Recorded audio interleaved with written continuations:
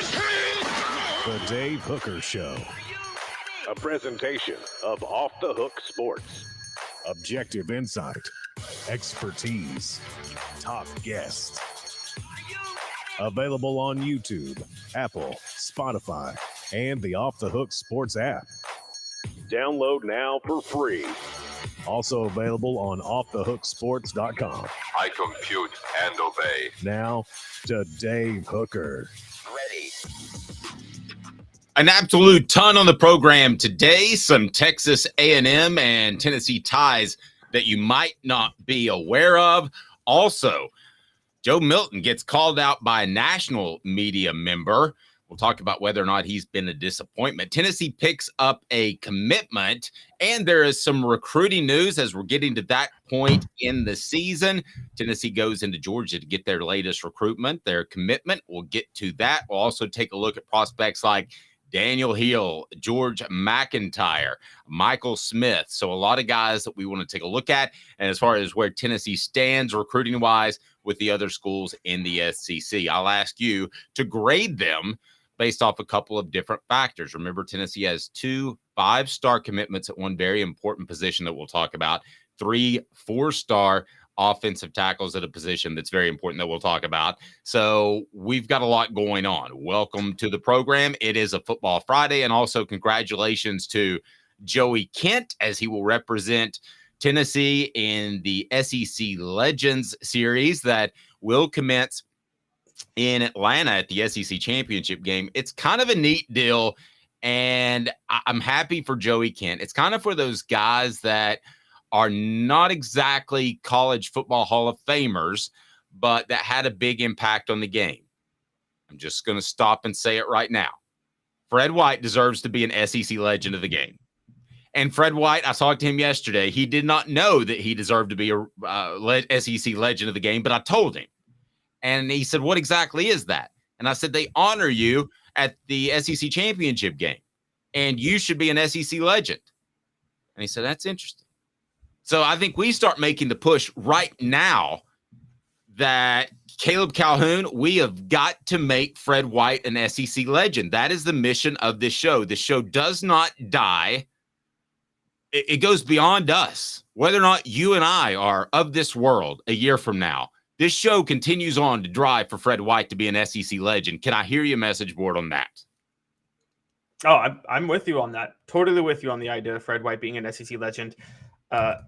It's funny. I went back and watched highlights from that Florida game in '98, and Al Wilson was the star of the game. It's really underrated how many big plays Fred White made in that game, though. He helped Al Wilson force one of the fumbles. And then he had a very key sack that snuffed out Florida's potential game-winning drive at the end. So I think, again, we always talk about Al Wilson in that game, but Fred White had as big of a game. And that game propelled Al Wilson to an All-American, because I'm just going to be honest, hot take, Al Wilson didn't actually have the production to be an All-American in 1998. Oh, but he was the singular leader of that team. It was I call them Lifetime Achievement Awards. Sometimes you give somebody a Lifetime Achievement Award because you're like, they just deserve this because of who they are and what they've done. It's like when Kobe got the 2008 MVP, because that's his only MVP. Kobe didn't deserve that MVP. LeBron should have gotten it. But they gave it to Kobe because it was a Lifetime Achievement Award. I don't have a problem with Al Wilson getting it in 1998. You've got to factor some other things in. Please, somebody on the message board, help me straighten out. Same with Leonard Little as an All-American in 97. He should have. They gave him that because he should have been an All-American in 95. He should not have been one in 97 because he was totally grossly misused, as you guys have accurately pointed out. Playing middle linebacker, so oops on that. So, all right, here we go. Let's talk some Gary Danielson news. I know he's not one of your favorites. He actually is a guy that I enjoy, and he had something to say about Tennessee quarterback Joe Milton, and it was pretty pointed. According to the Knoxville News Sentinel, Gary Danielson said, quote, "I'm not critical, but I thought I would get more from Joe Milton." Danielson told the Knoxville News Sentinel, "It's not just Joe, though. This team doesn't have the firepower at wide receiver that they had a year ago, so it's a different looking process. And because of that, everything looks a little harder." We're going to get a lot of thoughts on Gary Danielson. He can be a pretty incendiary media member and polarize people, and that's fine. I'm glad to get your thoughts on Gary Danielson. Go ahead and put it on the message board. I happen to think he's pretty good, frankly, but I like an X's and O's guy that's probably got a higher football IQ than most people. But if you don't like him, that's fine. I think most of the people on our message board have a really high football IQ. So I think we're kind of on the same plane there. I didn't mean that to sound all snobby. But I'm willing to overlook some of the rough edges with Gary Danielson, Caleb, to take in his football knowledge. So before we get to the actual comment about Milton, your thoughts on Danielson personally, and what does Vol Twitter and Vol Nation think of Gary Danielson? I think Gary Danielson's a great color commentator. He and Todd Blackledge are my two favorite. I used to love Bob Greasy too. I haven't watched. I don't know if Bob Greasy's still doing it. I haven't seen him in a long time, but Gary Danielson and Todd Blackledge I've always loved them as color commentators. And I'm already seeing this on the message board. This trends on Twitter a lot. People accuse Gary Danielson all the time of Alabama bias. Well, he's been the SEC CBS color commentator since 2006. Nick Saban got there in 2007. Alabama's been dominating ever since. I don't think that's bias. I think that's just accurately pointing out that they're really, really good, isn't it?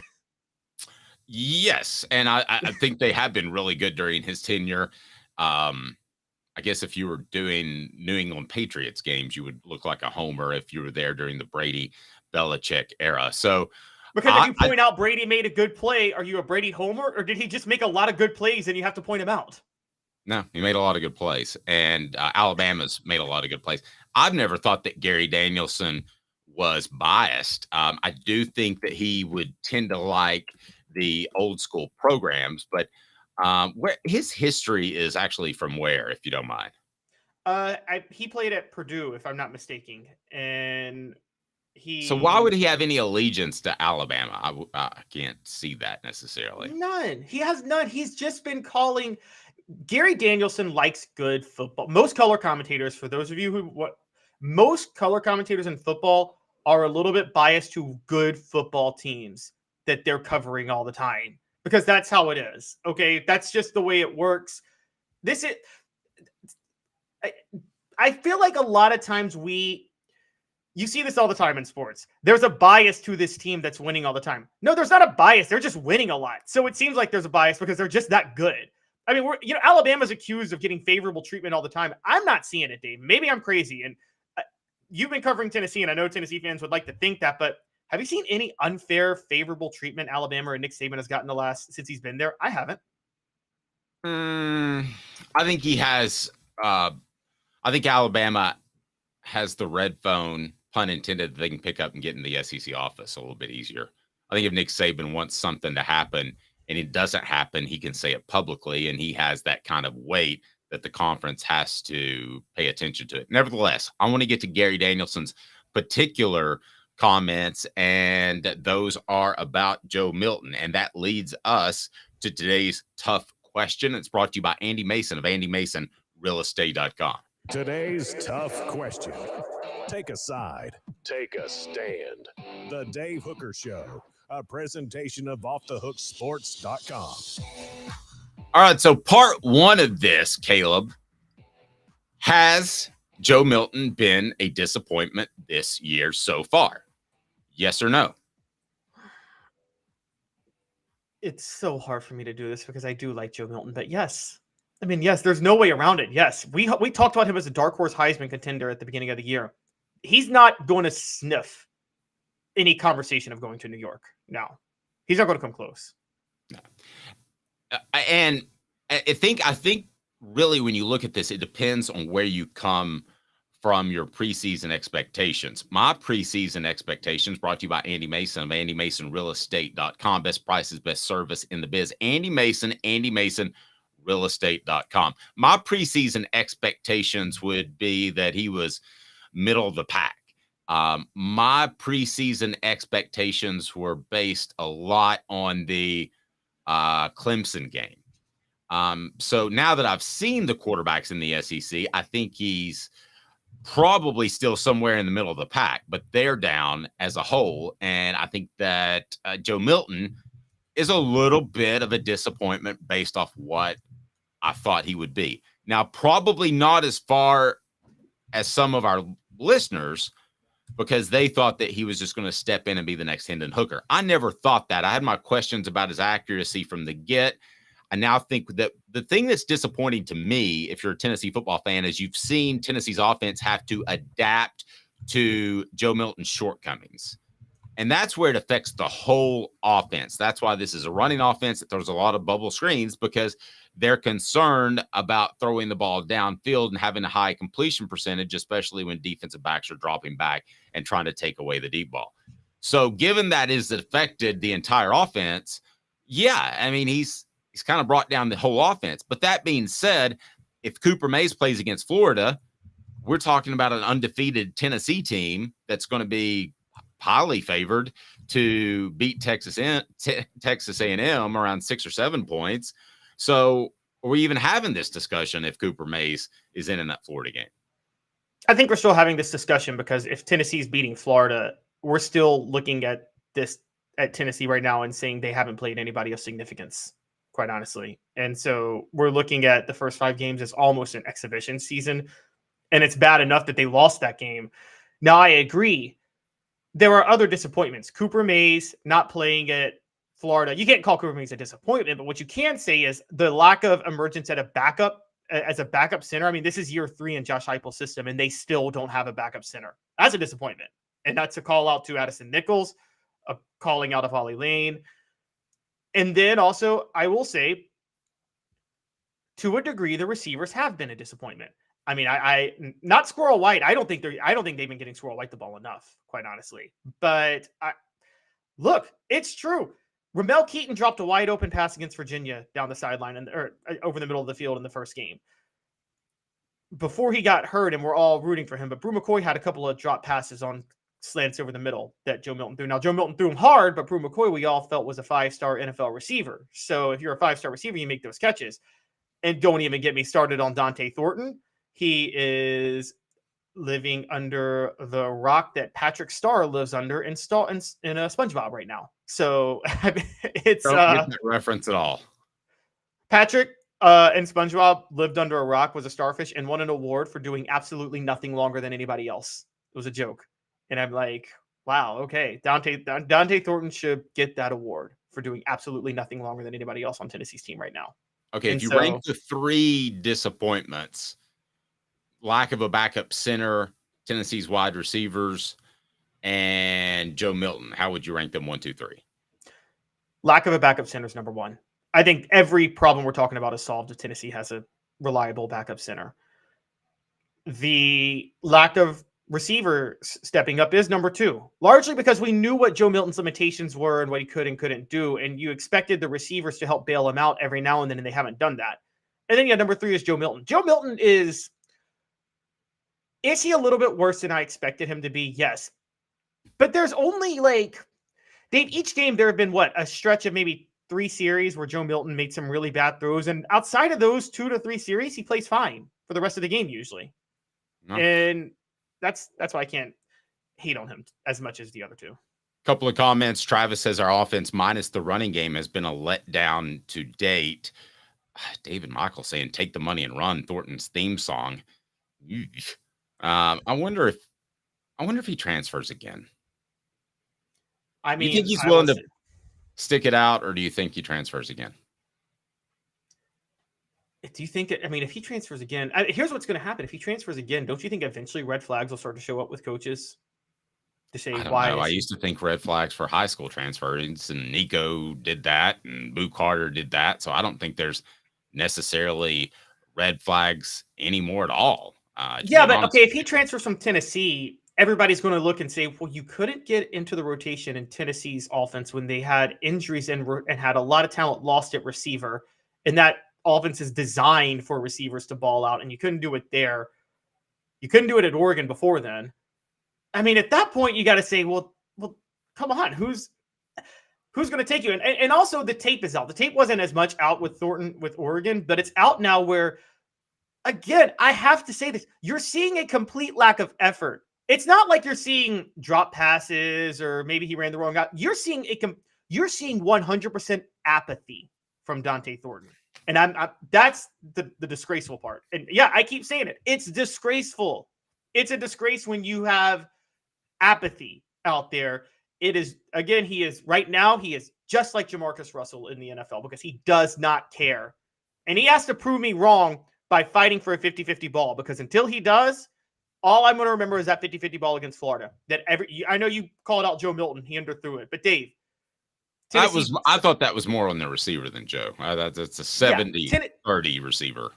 Tennessee signed Dante Thornton to go up and catch that ball, didn't they? They gave him some NIL money to go make a play on that ball, and he didn't even bother to go. Okay, but that one pass, if he completes it, maybe the Florida game's completely different. So then, why are you down on Joe Milton? If Dante Thornton catches that one pass, that game could unfold completely different.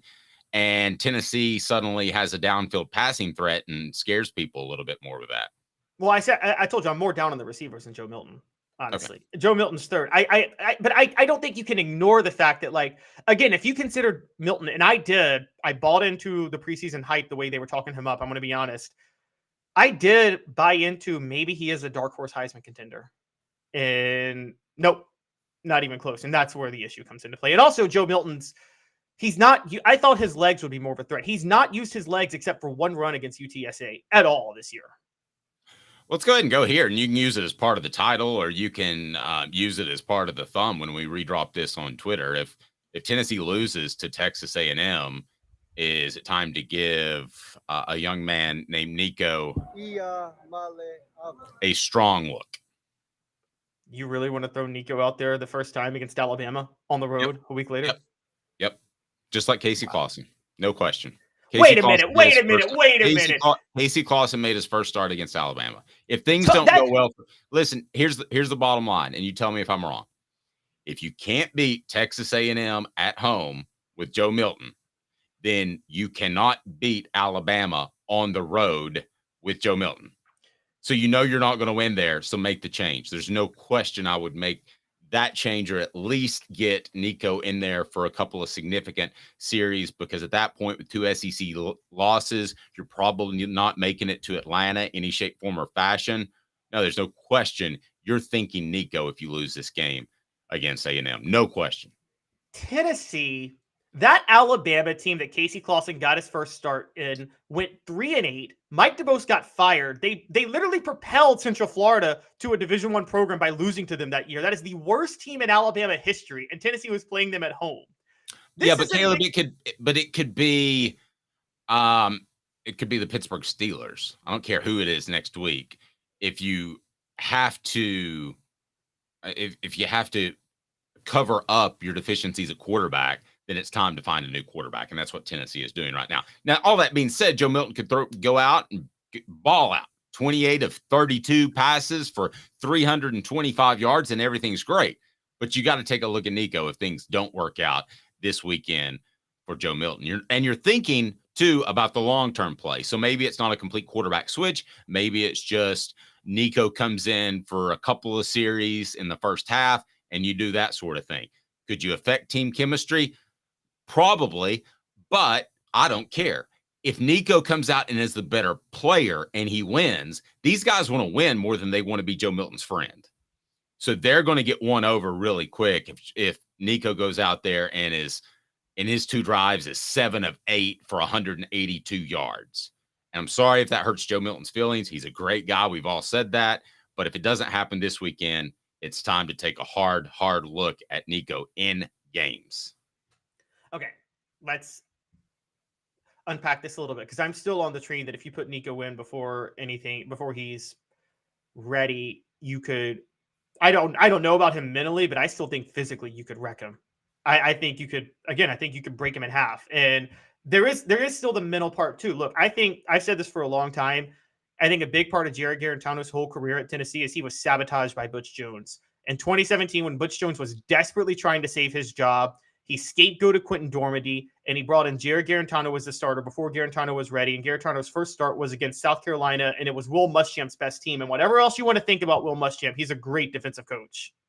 And set Garantano up to fail by playing South Carolina and then Alabama in back-to-back weeks. I don't think Garantano ever recovered mentally from those first 2 starts. And that was also Butch Jones could try a desperate move to save his job.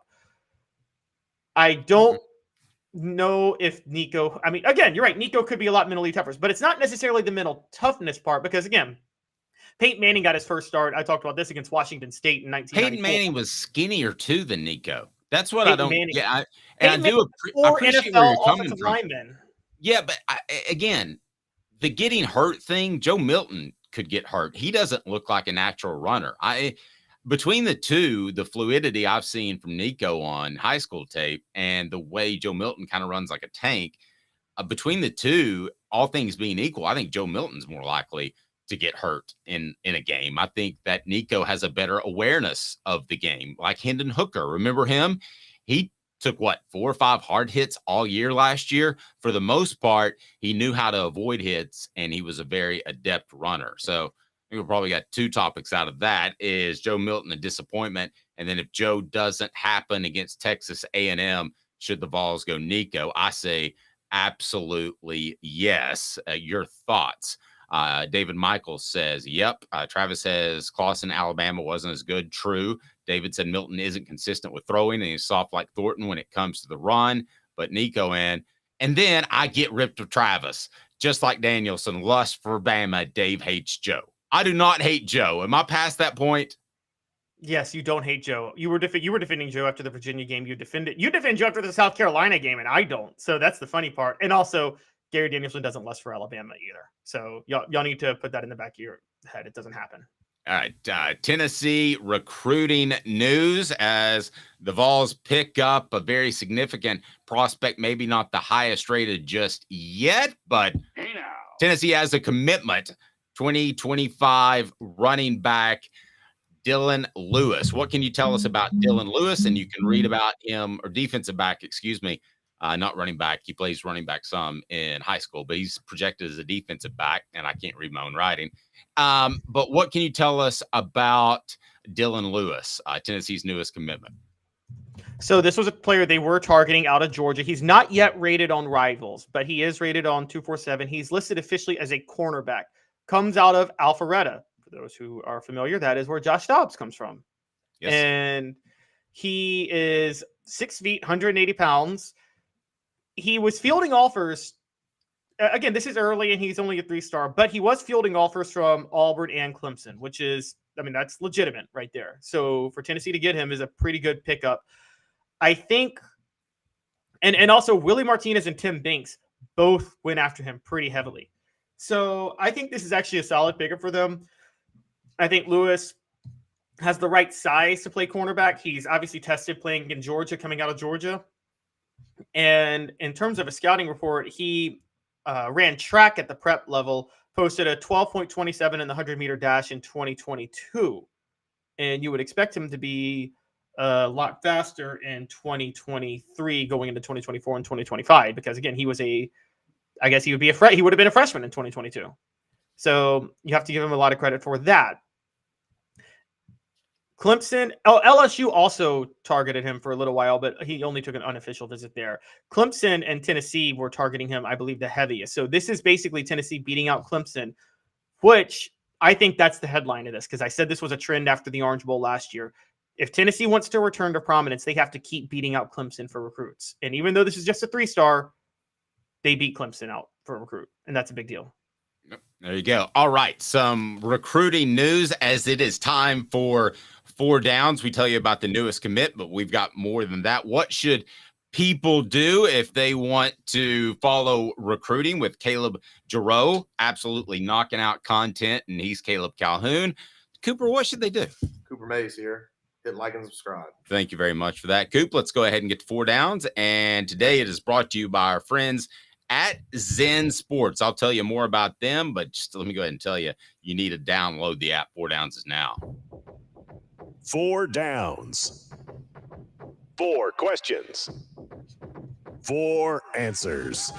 The Dave Hooker Show. 4 downs. A presentation of offthehooksports.com. All right, so let's take a look at a couple of guys, and then we'll give you our thoughts on the overall state of Tennessee's 2024 class. Daniel Hill, Vols in the top 3 for Daniel Hill. Tell us something about that 4-star prospect, and being in the top 3 is pretty big. Yeah, being in the top 3 for Daniel Hill is huge. I mean, this is a Mississippi kid, and Tennessee is fending off South Carolina and Alabama for him. Now, funny enough, there's a couple of connections because, Dave, you'll love this. Montario Hardesty is the one recruiting Daniel Hill at South Carolina. And Robert Gillespie, who was an assistant at Tennessee for a while, is the one recruiting him at Alabama. So Tennessee has a good bit to fend off to try to get Daniel Hill. However, they are in good position. Blowing out South Carolina 2 weeks ago was a huge deal for them in trying to land him. That can't be understated. And I mean, you talk about his size, 6'1", 231. And that's a heck of a size. So I think Daniel Hill, 4-star across the board. Now, crystal ball projections still have South Carolina in the lead, but I do think Tennessee will continue to. If South Carolina falls apart as a program down the stretch, then that's going to change. I'm just going to tell you that right now. And I don't know, Dave. It's funny. If you're Tennessee, I got a question. This is a quick question for you. Florida, you need them to lose another game if you're going to hypothetically win the East. If you're Tennessee, do you root for South Carolina this weekend against Florida because of that? Or do you root for Florida because you need to beat South Carolina in recruiting for people like Daniel Hill? I would go with the latter. You? I'd go with the latter because Florida's going to lose somewhere else, aren't they? They're not going to run the table in the SEC. No, I don't think they are. All right, what down was that, Coop? That was? Coop here. First down. All right, now we're going to move forward as we're moving the chains, playing tempo here. What down, Coop? Cooper Mays here. Second down. All right, so we talked some Daniel Hill. Second down is George McIntyre. Listen, a quarterback that it appears Tennessee and Alabama are in competition for the in-state 5-star George McIntyre, who looks like a fantastic prospect. I go back to what Peyton Manning said, and when he was recruited, he didn't mind coming in and competing with 8 other quarterbacks. He didn't say that. I'm paraphrasing and exaggerating. He'd come in and compete with anybody in his class. He did not want to compete with somebody that had a year head start. So does that hurt Tennessee having Nico in the fold with McIntyre? Should it? How does the transfer portal affect that? Well, we'll discuss. And it's brought to you by Zen Sports, the new sports book in Tennessee, revolutionizing the way you earn sports betting rewards. That means no more deposit bonuses that turn into deposit nightmares. On Zen Sports, what you see is what you get. And with their cash rewards program, you get a lot of cash. For a welcome bonus, earn an unlimited 5% cash back on your betting volume for your first 15 days when you sign up with the promo code HOOKED. Hooked. Download the app. Do it. That's right. Unlimited 5% cash back. Support our sponsors. We appreciate it. That's why we're here. Keep betting and keep earning with up to 3% cash back on your betting volume every month after that. And refer friends to earn a percentage of their betting volume as cash rewards too. Zen Sports bringing the cash back to Tennessee. So if you bet big on sports, you want to be betting on Zen Sports. Zen Sports betting just got better. Gambling problem, call 1-800-889-9789. That's 1-800-889-9789. Must be 21 and over and in Tennessee to bet. McIntyre looking at Alabama and Tennessee. How does that play into the earlier discussion that we've had about whether or not a guy named Nico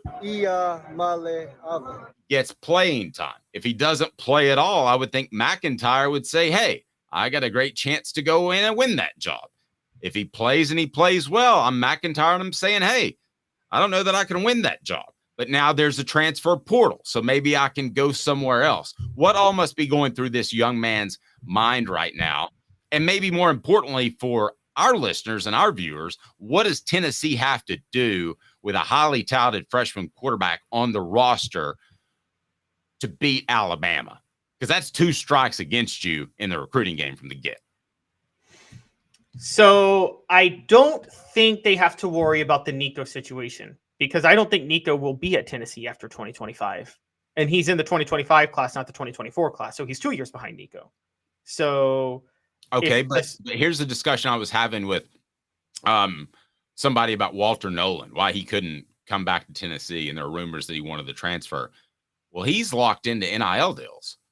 So if McIntyre signs up to be a Vol, being at the quarterback position, you could find these guys being contractually obligated to get all of their money, especially if you backload contracts and you say you get paid more in the third year.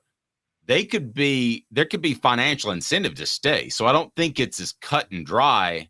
Let's just say, for instance, Nico said, I want to stay 5 years because I love the college experience, or 4 years because I love the college experience. Well, then, McIntyre would have to look at that. Do you honestly think those NIL deals are that ironclad, though? Because Nico could go first in the NFL draft and they could say, you have to pay us back the money. He's like, okay, I got NFL money now. I'll pay you that back easily. I mean, that's not that. Well, nobody's going to sign an NIL deal that requires them to stay past 3 years.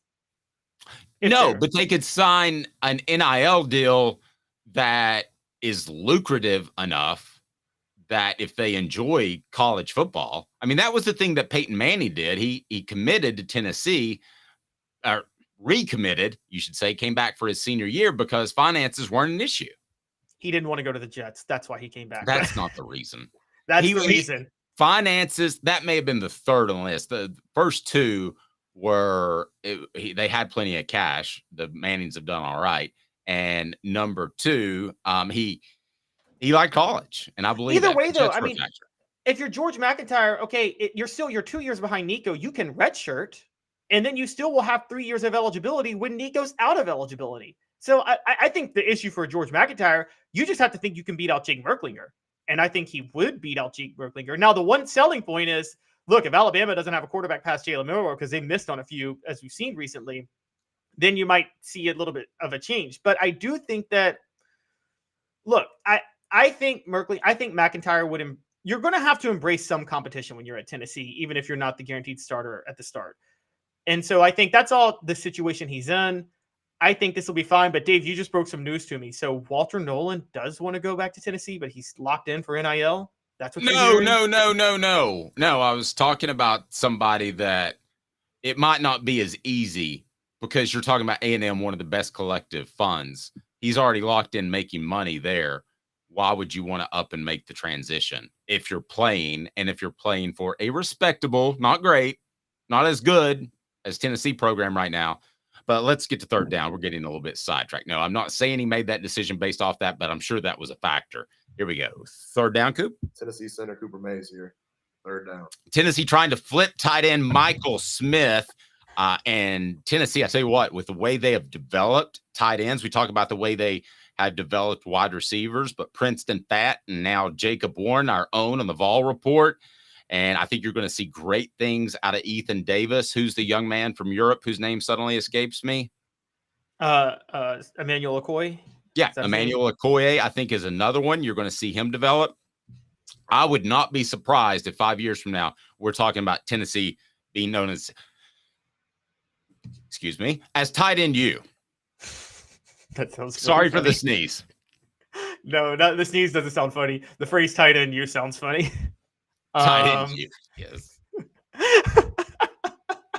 Okay, sorry. My mind just goes places, guys. I apologize. You can see that when Tennessee has, other than Jason Witten, no real tight end threats throughout their modern era history, other than Jason Witten, it could become tight end U. And you've seen that Tennessee is dedicated to keeping the tight end in there when they could play four wide. So let's get to the last down, and it is which one?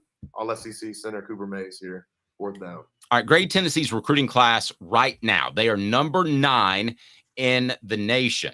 Where does that put them in the SEC, Caleb? I need to pull up the full rankings for the SEC, but I believe it puts them like 6th in the future SEC, which is they're behind Georgia, Florida, A&M, Alabama. Okay, they're 5th in Oklahoma. Georgia, Florida, A&M, Alabama, and Oklahoma. So they're 6th in the current SEC, one spot ahead of LSU. Look, for me, that's a B plus. I don't think it's like a B minus or a concern because Tennessee can coach. Tennessee's coaching will have the talent playing about like 4 spots higher than where its recruiting class is.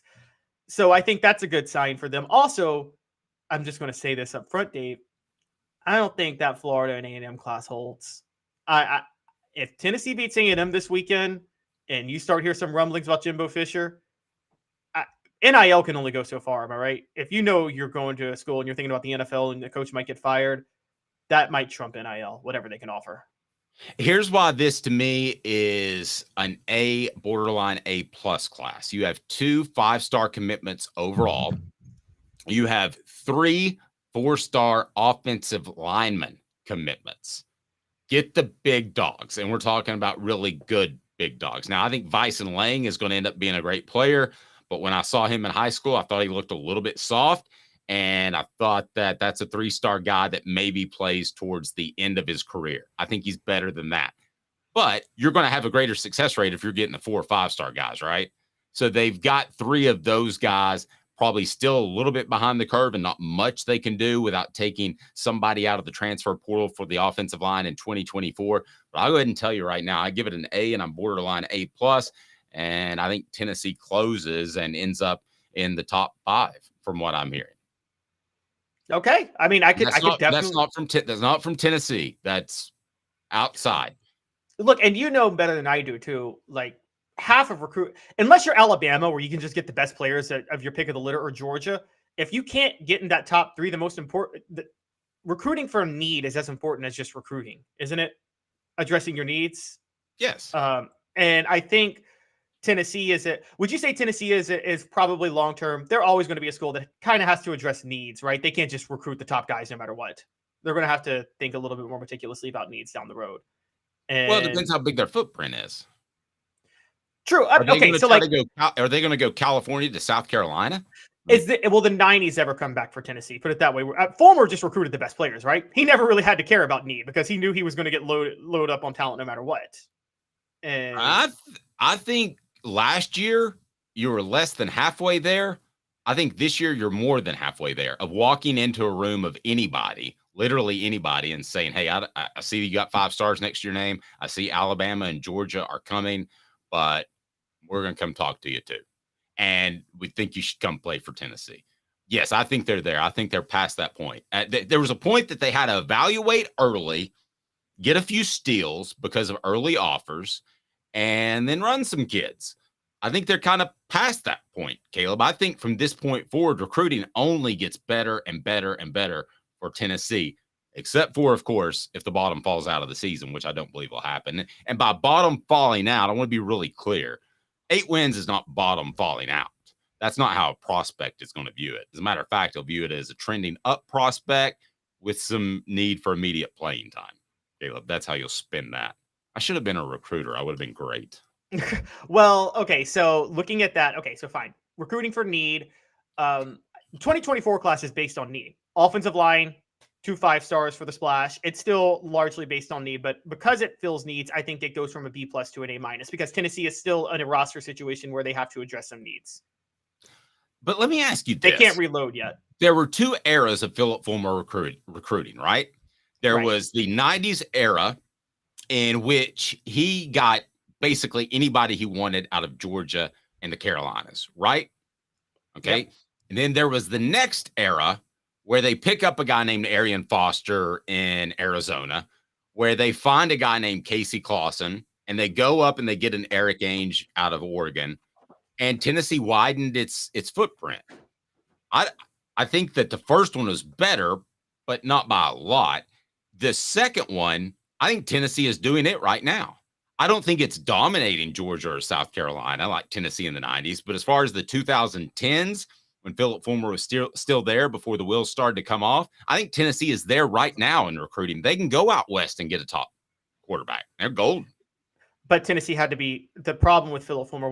We talk about discipline derailing the program. One of the reasons discipline derailed the program, because Mark Richt was at Georgia and Alabama and South Carolina had shored up, Philip Fulmer couldn't be as particular about character when he recruited guys in that second leg. He had to be he had to have a little bit longer of a leash. Now, he wasn't Lane Kiffin in 2009. It was like, I don't care about a player's background. I'll take him in a heartbeat. But I think in the 90s, he could be a little more specific. Like, I think Fulmer looked past baggage in the 2000s because he knew that he was going to have more competition with Georgia. Yep. For those asking, Fred White not able to join us today, but he will join us on that Sunday show with Fred. And that's brought to you by Herald Group Security Solutions, leadership, experience, specialization, addressing problems through unique mission-specific mitigation techniques. Take a second and listen to me, please, and support our sponsors. But this one's particularly important. they make your children safer. And that's with school security that comes from guys that are trained for 60 days. They can work with private schools now. We're pushing to make it a public school thing too. So go to your school administrator, have them push the congressman, do what you need to do, because we can get real trained people to protect our children. Harrell Group Security Solutions. Go to your school administrator, say we got to have them. Harrell Group Security Solutions. In 2 minutes, Joey Kent, and we discuss back in the day, it seemed like the quarterback or the coach or the receivers were most important. How has that changed, if at all? 2 minutes with Caleb Calhoun. I'm Dave Hooker, Off the Hook Sports. Got cataracts? We can fix that. Never miss another moment. With a little help from Doctors Campbell, Cunningham, Taylor, and Hahn at ccti's.com. Hi, I'm Rick Terry, and we at Rick Terry Jewelry Designs pride ourselves in the highest quality craftsmanship from a family-owned business here in Knoxville for over 35 years. At Rick Terry Jewelry Designs, we also take pride in being an affordable option for all your game day accessories, especially those fire opals. At Rick Terry Jewelry Designs, we want to be your jeweler every day and especially on game day. Go Vols! Hi, Mike Davis here with City Heating and Air, reminding you to always dare to compare. Our team provides quality local heating and air service, installation, and maintenance across East Tennessee. We use only the best equipment like American Standard heating and air conditioning for your residential, new construction, or commercial needs. Honesty, dependability, and customer satisfaction have been the cornerstones of our business since 1961. City Heat and Air. Dare to compare. These mountains hold and defend a spirit far better than moonshine. A drink that holds flavor, that becomes necessity. A hard cider made and relished by folk who are as hearty as they are legend. A refreshment that can only be found in one place. With a taste that makes you say, give me 3 bottles of the good stuff. Tennessee Cider Company, where necessity can be found. Who's this guy? Hello, who is it? The Dave Hooker Show, Who? a presentation of Off the Hook Sports. What? YouTube, Apple, Spotify, and the free Off the Hook Sports app. Back to Dave Hooker. Let me be real clear. I think that Joe Milton's going to play well this week. I think Tennessee's going to play well. And I'm leaning towards Tennessee with an easy win because I told Caleb I was going to go left of everybody else. So don't hate Joe. Not at all. I think he's going to do well. But if he doesn't and he struggles because of the hamstring that he's got in this offense, you're going to have to take a look at Nico. That is just my prediction. We have a prediction that Joe Stradamus throws for 300 yards and 2 touchdowns. Maybe. Then you're great. Everything's good. Roll on. But if not, you're going to have to think about Nico. But more a topic at hand. I thought this was super cool. We reached out to him. We didn't hear from him. We hope to get him on the show today, but that's not going to happen. SEC legend, the class of 2023 was announced. Here's what an SEC legend is. At the SEC championship game, they're honored throughout the last part of the week, and they're honored during the game. So Joey Kent on the receiving end of so many of those Peyton Manning passes, he receives the honor. So I'm curious how you look at the 2 best offensive minds. Well, let me say 2 of the best 3. The best 3 offensive minds to ever be at the University of Tennessee are these 3. Josh Heupel, Lane Kiffin, and David Cutcliffe. Do you disagree with those 3? I mean, one produced a lot of NFL quarterbacks, went to programs that had all kinds of restraints in one. The other one we know is an offensive guru, and the one is currently coaching for Tennessee that has similarities to the old offensive guru. my pushback on Lane Kiffin is like, does Lane Kiffin outdo Walt Harris of the 80s under Johnny Majors or Doug Dickey introducing the slot T formation in the 1960s? or Robert Nealon bringing in, or MB Banks bringing in the single wing in 1926 when everybody was in the short punt formation back then. I mean, it's what do we relevant. define modern era? Post integration. Okay, I which say year? post integration. What year's which that? is give or take 1967 to 1974 in the SEC. Okay, so and out of that, I would say Cutcliffe, Kiffin, and Cutcliffe, Heupel. Kiffin, and Heupel are the top 3 offensive minds. We could debate that, but let's look at it undercut. So you had Joey Kent, who was on the receiving end of so many of those Peyton Manning passes, and let's face it, that offense made Kent probably look a little bit better than he was. I think the NFL proved that out.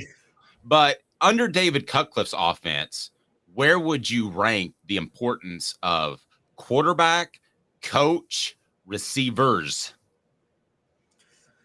So I always do this. For me in college, it's unless it depends on how good each one is. And so the reason I bring that up is, like, if Randy Moss is on your team, it's receiver number 1, because you know this, Dave. Randy Moss is a transcendent receiver and can he made Dante Culpepper look like an NFL quarterback. Okay, so but if you don't have Randy, he also made Chad Pennington look like a Heisman contender. Oh, yeah. In college, Marshall. That is very true. Friend of the program, Chad Pennington.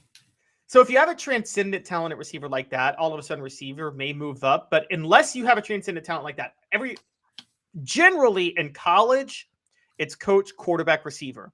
In the NFL, it's quarterback, coach, receiver on a general sense. So, with Tennessee, I think with Peyton Manning, you could have made a debate, Peyton Manning or David Cutcliffe, but Cutcliffe did have success after that. So I give Cutcliffe the slight edge. Joey Kent was a distant third. I mean, I'm sorry. I hate to say that, but a distant third. And my evidence for that is Joey Kent graduates in 96 after back-to-back 1,000-yard receiving seasons. Marcus Nash comes in and just shatters Joey Kent's numbers in 1 year and has an even better year. And by the way, even still to this day, in this offensive explosion of Tennessee, only once have they had 3 straight years with a 1,000-yard receiver. Just happened to be Peyton Manning's sophomore, junior, and senior year. Okay, so you're telling me that under Cutcliffe, it was coach, quarterback, receiver in that order? Yeah, I think it's always in college, coach, quarterback, receiver. Okay, so under Heupel, different approach. Is it the same? Coach, quarterback? Yes. Receiver. Yes, coach, quarterback, receiver. I actually almost questioned my own philosophy on that in the offseason. I thought maybe it's coach, receiver, quarterback, because Heupel has to have good Heupel has to have good receivers. But look, going from Hendon Hooker to Joe Milton, I think it's very clear that quarterback's more important than receiver at this point. Great point. I think in the summer, you could have made a great argument for receivers being number 2, and the quarterback just kind of sits in there and is a game manager.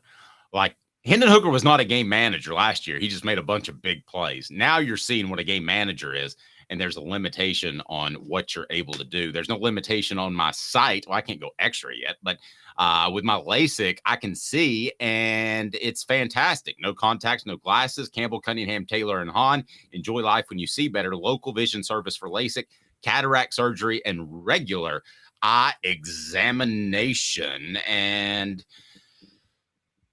you're being a little hard on Joey Kent. That's fine. I think, look, Joey Kent's a great guy. Okay, but Dave, vacuum. And I made this. The reason I'm a little hard is because if you go through any blog, newspaper, whatever, subjective analysis ranking Tennessee receivers, and this is just a personal thing for me, because of the numbers, you see Marcus Nash and Joey Kent consistently ranked ahead of Peerless Price. My issue with that is that doesn't take into account who Peerless Price had him throwing him the ball when he was the number 1 receiver, and who Marcus Nash and Joey Kent had throwing them the ball when they were the number 1 receivers. Well, if you think either one of those guys are better than him, I just don't know what to say. But they're always consistently ranked ahead of him because of their production in college. But I'm like, their production was because of Peyton Manning throwing them the football. Yeah, so, I mean, Peerless Price is the best receiver of the 90s. Well, unless you want to get into those, I guess Pickens bled over, and some of those guys bled over to the early 90s. But for that run, for that run, Peerless was the best one. Hemp House, premier, just absolute incredible hemp dispensary online with a wide variety, great selection, and strict standards to ensure you only receive the best in CBD or Delta products. Use the promo code HOOKED. That's HOOKED, and it's at Hemp House Chat, 2 T's right below. Hemp House Chat, 2 T's right below. And don't forget, they've got the Big Orange Crunch that is 50% off after a Tennessee win, which may well happen this weekend against Texas A&M. And then we've got some deep ties that Caleb is going to make us aware of. He knows more about the Aggies and Vols than you do, and he's willing to prove it. Right after this, with Caleb Calhoun, I'm Dave Hooker, back in 2 minutes. You're not going to believe these ties, in all sincerity. Hang tight. Got cataracts? We can fix that. Never miss another moment. With a little help from Doctors Campbell, Cunningham, Taylor, and Hahn at cctis.com. Hi, I'm Rick Terry, and we at Rick Terry Jewelry Designs pride ourselves in the highest quality craftsmanship from a family-owned business here in Knoxville for over 35 years. At Rick Terry Jewelry Designs, we also take pride in being an affordable option for all your game day accessories, especially those fire opals. At Rick Terry Jewelry Designs, we want to be your jeweler every day and especially on game day. Go Vols! Hi, Mike Davis here with City Heating and Air, reminding you to always dare to compare. Our team provides quality local heating and air service, installation, and maintenance across East Tennessee. We use only the best equipment like American Standard heating and air conditioning for your residential, new construction, or commercial needs. Honesty, dependability, and customer satisfaction have been the cornerstones of our business since 1961. City Heat and Air. Dare to compare. These mountains hold and defend a spirit far better than moonshine. A drink that holds flavor that becomes necessity. A hard cider made and relished by folk who are as hearty as they are legend. A refreshment that can only be found in one place. With a taste that makes you say, give me 3 bottles of the good stuff. Tennessee Cider Company, where necessity can be found. Who's this guy? Hello, who is it? The Dave Hooker Show, Who? a presentation of Off the Hook Sports, What? YouTube, Apple, Spotify, and the free Off the Hook Sports app. Back to Dave Hooker. You're not going to believe these stats. It's just breaking down. I just got this from Pro Football Focus, so we're a little out of order here. I don't know how you want to handle that for our content batching, or whatever we call it. But I just got these stats. So Joe Milton stats that you won't believe right now of all Twitter. So listen in and let me give you a breakdown. Now, this is according to Pro Football Focus that you really like, right? I think Pro Football Focus has major flaws. It's one thing I take into account among a lot. Here's some stats. Let me throw those at you. And do you think they're going to be good or okay, or do you think these are going to be really bad? I think these stats are going. I think where you're coming with you're not going to believe it. Leads me to believe these stats will be highly misleading. But let's see. Let's see what we got. Okay, so here we go. Now this is from Eric Kane of VolQuest, who I believe got it through Pro Football Focus. So we're getting it through Josh Ward. So there you go. Kane said Milton is 8 of 30 on passes 20 yards down the field. Can you do the percentage of 8 of 30 for me real quick? What percentage is that? That is, let's see, 415. We're talking under 25%. Yeah, it's the lowest in FBS. I know that. Okay. And then he's 11 of 27 on passes 10 of 19 yards. So that's about 30%. So you're looking at a quarterback that outside of 9 yards is roughly 35%. Joe Milton is 35 of 44 on passes 0 to 9 yards. So in other words, you can throw the bubble screen all day and help your passing statistics as far as your completion percentage, but that ball goes further down the field to 9 yards. You've only got a 35 to 40% chance of completing it. That's not good. That's troublesome. Yeah, they brought up that stat in the South Carolina game. And by the way, I was wrong. PFF, that stat is not misleading. That's a true stat. I thought you were going to bring up Joe Milton's just overall averages, yards per attempt, adjusted yards, and things like that. And I would have considered that misleading. No, this is bad. And Joe Milton was dead last among starting quarterbacks in FBS 2 weeks ago on passes beyond the line of scrimmage. So it's not good. And it's not all his fault.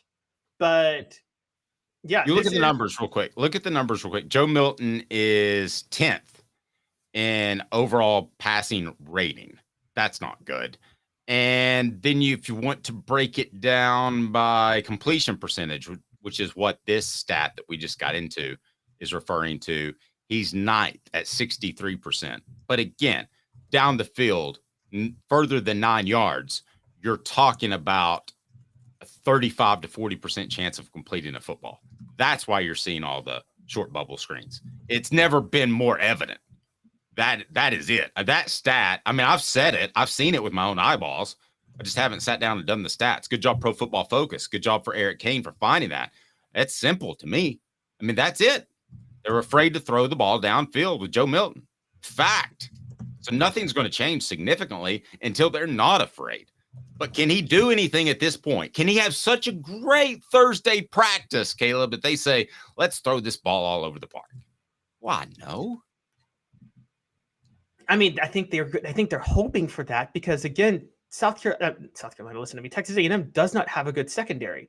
And they have an amazing run defense. Tennessee's not going to be able to run the ball on A&M the way they've been running the ball. That I can tell you right now, that's not going to happen. So they need Joe Milton to step up. I don't think they think he can. And that's why they did all those screens against South Carolina 2 weeks ago.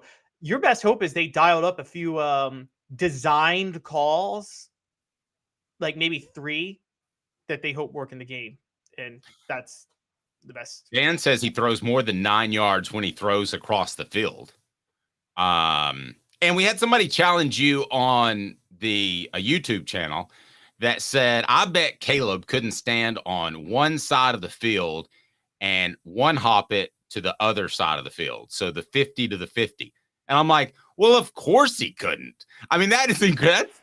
That's a 50. That's a 40-yard throw and a good bounce. That is the dumbest thing I've ever heard. There, I said it. The thing that could you do it though? Could you do it? Probably not. As a matter of fact, I played baseball, and my biggest weakness playing baseball was I had a bad arm. So I mean, I had a terrible arm, and so they tried to hide me in the field. And in middle school they put you in right field, in high school they tried to put you at second base, or just anywhere where you just don't have a good arm. So yeah, I have a terrible arm. Guess what? I'm not starting at quarterback for Tennessee. This drives me crazy.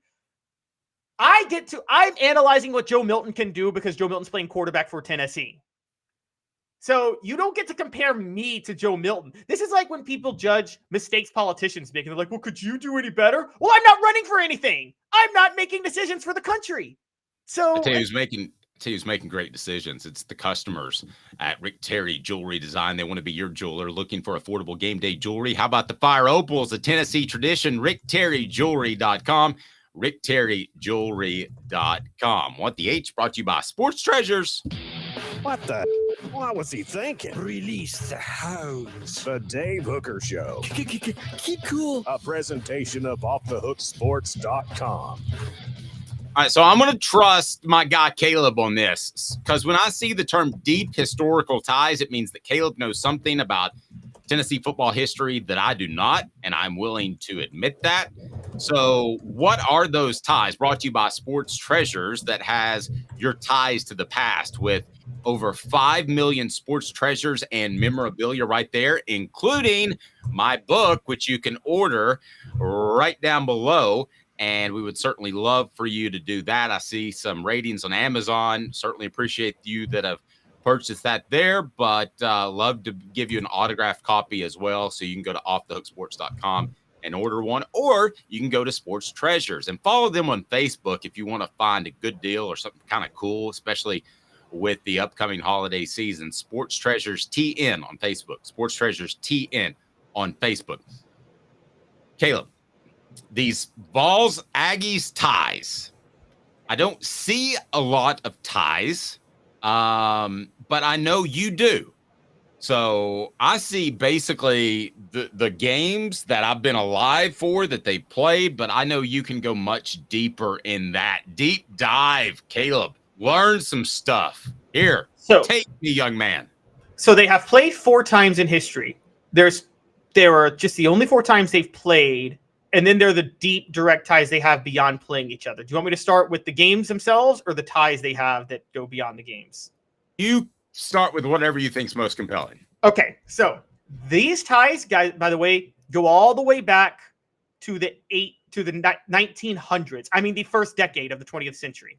So Texas A&M, one of their first coaches ever was Charlie Moran, who played for Tennessee in 1897. He was a young guy who played for Texas A&M's freshman team under Charlie Moran at Texas A&M in 1910 by the name of Robert Nealand, who played at Texas A&M. He then transferred to West Point, so he's considered a West Point grad, but he was on the A&M freshman team. And for those who forget, he is from Texas, Nealand is. Now, Charlie Moran then recommended Nealand for the assistant coaching job at Tennessee in 1925, and then he became the head coach a year later. So Texas A&M produced Robert Nealand. That's the start. And Tennessee produced the coach who found Robert Nealand when he was at Texas A&M. So there's already that connection. Now it goes a little deeper. 1939. Texas A&M's their only AP national title is 1939 when they went undefeated. Very controversial because as you know, Dave, during that time, the national champion was determined before the bowl games, right? Bowls were just an exhibition. The regular season mattered. Tennessee finished the regular season undefeated, untied, and unscored on, and they were in the midst of a 23-game winning streak that dated back to 1937, and they had won a share of the national title in 1938. By any reasonable metric, they should have been number 1 in the AP poll. However, because George Cafago was hurt, the polls took that into account for some reason, and they gave the national title to Texas A&M, who was also undefeated. Very controversial national title. Tennessee should have been named national title that year. Tennessee did lose to USC in the Rose Bowl, but again, bowls were exhibitions, and George Cafago wasn't playing in that game because he was hurt. So, not to mention that it would be North Mexico A&M if not for the Tennessee Volunteers that saved that state. Just go ahead and throw that out there. What about that? That's a very, very good point. That's a great point. And okay, so let me ask you this: you have one word to describe Texas A&M as a program, as a college football program. Do we have any more ties to Tennessee, or can I ask this? There's so many more. I've got to keep going. It's way deeper than you realize. Okay, roll me out a couple more. Then I want everybody on the message board to think about this and give me a word. It's fill in the blank time, and the word is Texas A&M's program is blank. Well, I've already done my word's easy for that, but it's I'll get to that. So, okay, so 1957, Tennessee plays Texas A&M in the Gator Bowl. That's Bear Bryant's last game at Texas A&M before he takes the coaching job at Alabama, and Tennessee beats Texas A&M in that game. All right, so moving on forward, 1980s, Jackie Sherrill built his career at Texas A&M. Sherrill was a protege of Johnny Majors. Yes, when they were at Pitt. Now, here's the big one. Jackie Sherrill, the only coach to wear snakeskin boots to SEC Media Days. Continue, sir. Oh, that's great. So Tennessee, the real pointy ones too. So Tennessee emerged as a national power thanks to Robert Nealand. They owe that to Texas A&M. They also owe their 98 national title to Texas A&M because a former Tennessee quarterback, who lost his starting job to Peyton Manning and Brandon Stewart, transferred to Texas A&M and then upset Kansas State in the 98 Big 12 title game. And even though Tennessee was the better team than Kansas State during that time, John Chavis had no idea how to defend the triple option. So, Dave, I'm thoroughly convinced if Tennessee's playing Kansas State in the national title, Kansas State wins that game. All right. Here, fill in the blank. Fill in the blank. On the message board, Texas A&M's football program is blank. Is blank. What is yours? Underachieving. They are a program that has all the infrastructure to have been a top 10 program in history, and they're not top 25. They're the Mets of college football. Well, couldn't they be the Braves, who only win one championship under 14 years with Bobby Cox? I mean, no, because the Braves were contenders. Texas A&M has spent half their time not even being contenders. No. Like, that's... I just think they're goofy. That's my word, is goofy. And let me hear your word. But they've got like a little border collie that they run around, which is not intimidating. If you stand next to Mike the Tiger in his cage at LSU and he hisses at you, you may need to go to the restroom really quickly. I'm not worried about the border collie. Also, it went viral this week. Their little rah-rah chant thing they do. I don't know if you saw that, where they do a whoa, and it's just awful and incredibly weird. So that's terrible. They're goofy because they think that they can just go out and buy things, and maybe they can, but they can't necessarily buy championships. So I would just go goofy. How about you on the message board? Lassie? Or do you mean lazy? I don't know if they're lazy. They're trying to spend money. No, Lassie is a border collie. Oh, Lassie, yes. So look, I think Texas A&M has had, I don't know what the problem is with them as a program. I don't know why they have been so, I don't know why they were never on the level of Texas historically, because they should have been there. They should be a top 10 program of all time. If you look at their history and look at recruiting in Texas and the oil money that's down there. And also, here's the weird part. Yeah, University of Texas is in Austin, but East Texas is where all the talent is in Texas, right? For recruiting. Yeah, I mean, I never. Texas A&M is a lot closer to the talent proximity wise than Texas, right? All right, there you go. Dan gets us rolling. Not well coached. Okay, that's a good one. What else from the message board? I mean, I think Goofy is still the best. Yeah, but like, okay, they have Lassie, but Georgia has Uga. That's laughable too. Are you threatened by a little bulldog? What about the 12th man thing where some guy just ran in from the stands and played? Is that a good college football tradition, or is that just kind of goofy? It's better than Mississippi State's cowbells because a cow got loose in Starkville. No way. Cowbell way better. Starkville, very underrated venue. No, the stadium, not the town. Yeah. Not the town, okay? I would rather live in Auburn than Starkville, and that's saying something, because Auburn is the worst place in the SEC to live. Yeah, but very, very loud there, so I'll give them credit. Well, I'm going with goofy, unless anybody has a better one. I think it's just kind of a goofy program. You see the teams that are coming over to the SEC. Texas is Texas, right? Oklahoma is Oklahoma, right?